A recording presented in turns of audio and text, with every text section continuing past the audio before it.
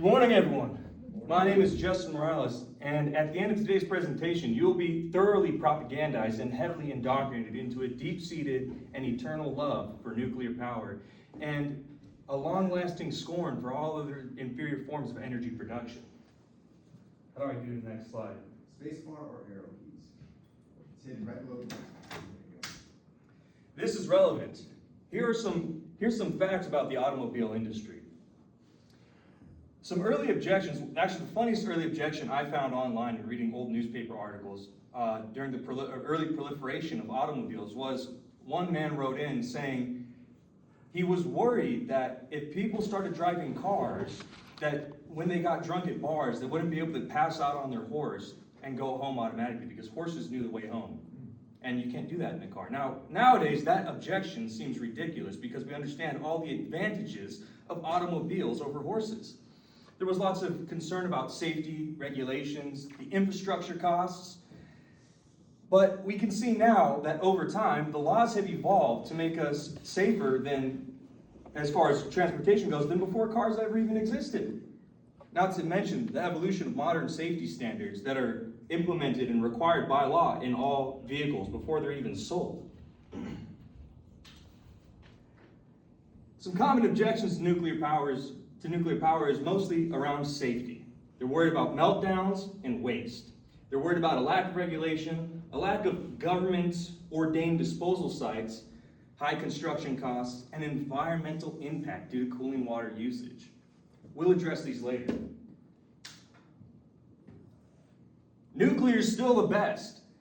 On the screen, you can see the deaths per kilowatt hour generated by each form of energy. Wind is at the lowest per kilowatt hour compared to nuclear, but still higher. Hydro has 43 times the deaths per kilowatt hour of employees working in the facility. Fossil fuels at a whopping 554.8 times the deaths of nuclear power. It's almost like they're not even there to make power. They're just there to kill innocent people. It's terrible.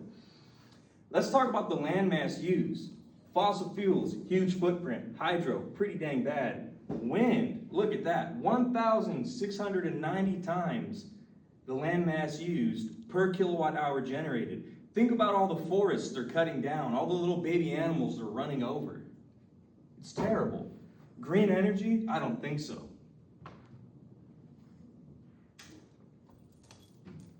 Now let's take a look at these objections. The Nuclear Regulatory Commission has on-site inspectors stationed at each and every power plant, and they also have, as a second pair of eyes, roaming inspectors that visit each power plant to make sure everything's up to code. And these inspectors have the ability, on the spot, to shut down a power plant if they see something unsafe or unsatisfactory. These inspectors are paid for by the government, so they have no stake in the game if the nuclear power plant, wants to keep going. It doesn't affect their paycheck. They can shut them down.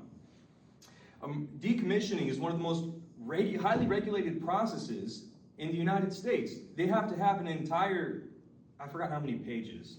It's a very long plan, and they have to present it before they even start building the nuclear power plant.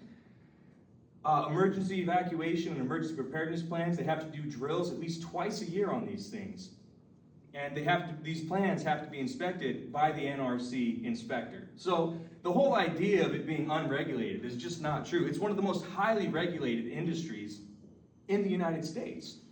And as far as construction costs, per kilowatt hour, it's actually not that bad. What people look at is the high initial startup point, but the actual price per amount of energy generated is lower when you include things like mineral sourcing, how they have to ship everything from overseas here and build it. It's actually less per kilowatt hour than all the other forms we have today. And just like automobiles, the laws and regulations will evolve to better protect us going forward. Let's look at the cost of these so-called green energy options. Look at these poor animals.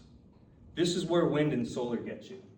Not to mention the huge miles of land desolated in places like Africa to mine up these precious minerals that they need to create these solar panels and wind turbines that have a limited lifespan of 20 years at best. before they end up in a landfill, leaking minerals and poisoning the water that these poor little guys drink from.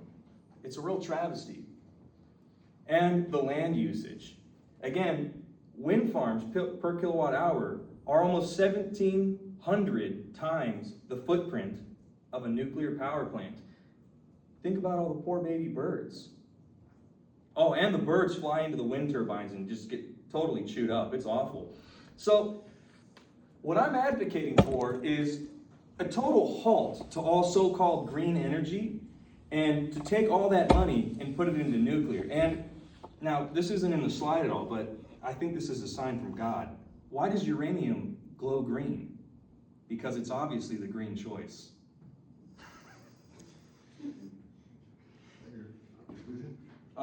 Oh yeah, and so I added this morning, so hold on. That was a good one. I read it. Oh, thank you. What was I going to say? Oh, so when you talk to somebody, and since you're all now advocates for nuclear power, when you talk to somebody and they say, I don't know about nuclear power, don't ask them, why don't you like nuclear power? The proper question that addresses the core issue is, why do you hate baby animals? And with that. Here's my sources. And some Soviet propaganda. We've got